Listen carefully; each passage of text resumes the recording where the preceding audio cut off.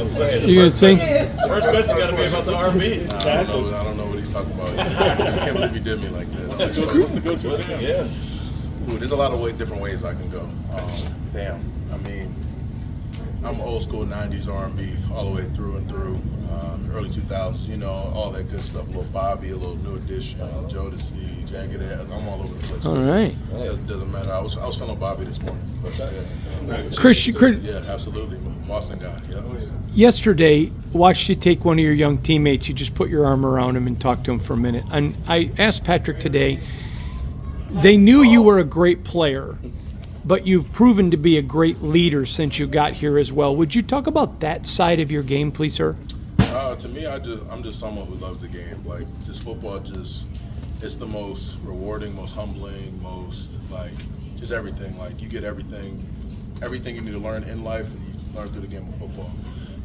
You know, and so I'm just someone who always tries to respect the game and then just pay it forward. Everything I've learned through the game, I try to pour it on to the younger guys and just anyone who's willing to listen or anyone who asks me questions and just different things like that. Because, you know, we all got the same goal in mind at the end of the day. You know, we all come from similar backgrounds, although different places, similar backgrounds. You know, we all got similar goals in mind, whether that's to be our best, whether that's to feed our families, whether that's to leave a legacy, whatever it is. So a big part for me, while I'm trying to leave my legacy and do the best that I can be, is also help guys reach their goals, and that's the most important thing. Like, I feel like, you know, that's how you judge. That's how you're going to judge my career and my legacy. Is not Pro Bowls, sacks, any of that. It's my teammates and what they say about me and the lives I impact through this game. Was that something kind of that was talked about when coming to the Raiders? Yeah, a little bit. Just kind of knowing like the culture, just different things like that. But I've always just been someone who's big on respecting the game. You know, just trying to do it the right way, just naturally, but do it the right way. You're looking at questions from Malcolm. What's the next step for Malcolm? Man, Malcolm's similar, so I think he could be one of the best edge players in the league. I mean, he's got so much to him. Just a technician, got a motor, just different things like that that allows him to be effective. He's small, but he's mighty. Like, I mean, that's relative. You know what I mean? He doesn't look like the typical DN outside linebacker, but that man's just strong technician and just willing to fight every play. So it's fun to watch. What you've seen so far, about good. One at a time. All right. In terms of playing with Max and OTs as good as you thought it would be? I mean, we're like, it's fun. It's fun to definitely build and kind of like talk to him and see how he sees the game and, you know, work with him and work together. But we're just going to keep building every day. You know, we're nowhere near where we want to be as, you know, a duo or whatever the hell, or even as individual players. But we know we got this right mindset of trying to just find ways to be our best and improve 1% better each and every day. So that's really the focus. And then at the end of the year, we'll look up and see where we are. More wider to the full defensive line. Is that sort of the same approach? The defensive line. How good can this defensive line be? We got a chance, but again, it's the same mindset, same approach. Like, we can't go off of what everybody else is saying, good, bad, or indifferent. We just got to build each and every day, come up with the right mindset, lock in the meeting rooms, come out here on the field and take what we talk about in the meeting rooms and apply it on the field. And just, you know, again, even in these long, hard days, just always have the mindset of just being your best and improving. Can you talk about your impressions of Tyree Wilson, please? Oh yeah, no, Tyree, man, I think he has all the physical tools to be a great player in this league, and you know, and he's got the mindset that he wants to be a really good player. And again, same thing. I'm just going to pour into him as much as possible. You know, just trying to help him be the best player he can be, just like any other young guys that are on the team. As a new, There you go. Go ahead. as a new member of the Raiders organization, how important is it to be away from everything? As a new member of the Raiders organization, how important is it for you to be away from your family and everything else and be able to just be secluded with all your team? No, that's definitely good. Just to get comfortable and be around the guys as much as possible. I mean, that's kind of the nature of training camp. But now being away, I mean, you really got nothing else to do. Like, if I get bored, I'll go play cards with the guys or something, or just, you know, whatever it is. But you're just kind of forced to be around the guys, which is good. You know, build relationships with not just you know, the players, but the staff, everybody. So that's very important for me.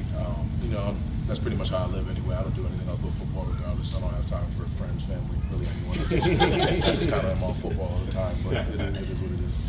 Last season, you had your most productive year just from a pass rush perspective. Was there something that clicked for you last season? Again, it's just the constant focus each and every day of improving.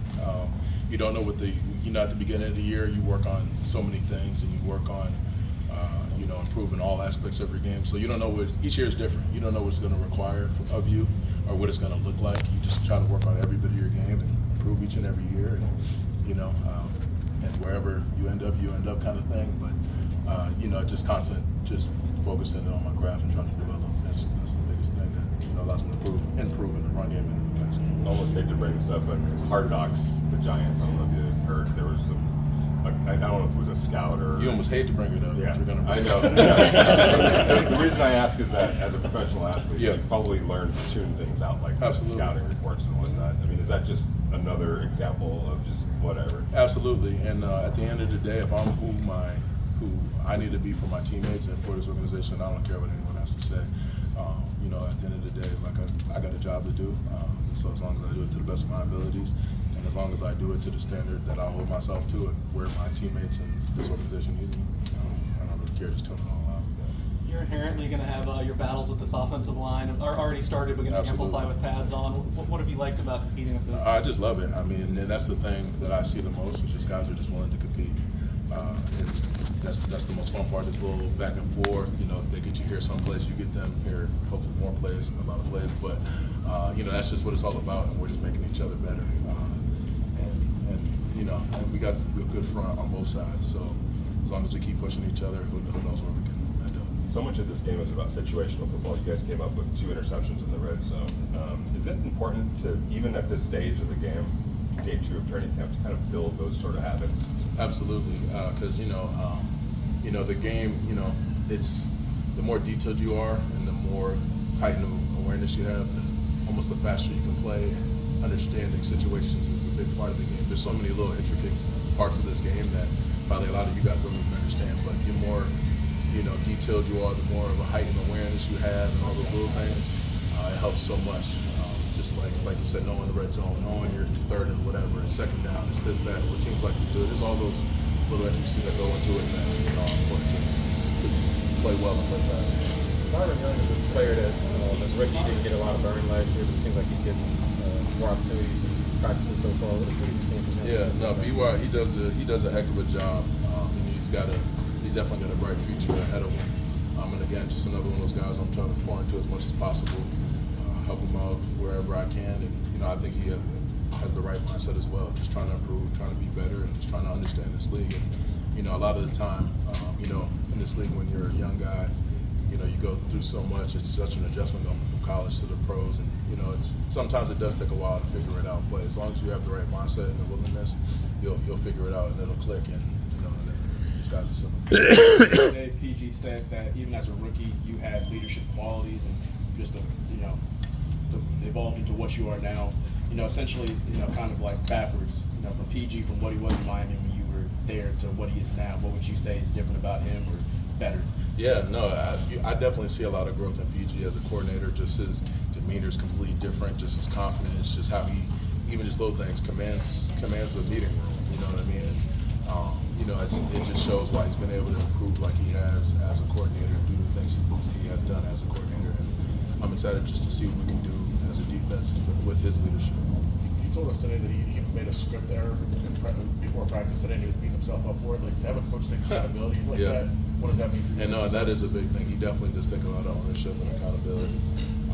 And again, that's important, because not only does he hold you to a high standard and hold you to the standard of doing your job, and at a high level, he does the same for himself, and he's not afraid to be like, hey, I messed up, I'll be better here. It's not just all on other coaches, other players, whoever.